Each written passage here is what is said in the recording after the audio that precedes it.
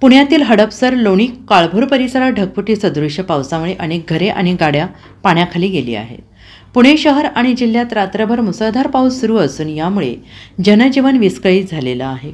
पुण्यातील हडपसर, लोणी, काळभोर परिसरात ढगफुटी सदृश्य पावसामुळे अनेक घरे आणि गाड्या पाण्याखाली गेली आहेत. आज पुण्यातील अनेक भागातील बहुतांश शाळांना सुट्टी देण्यात आलेली आहे.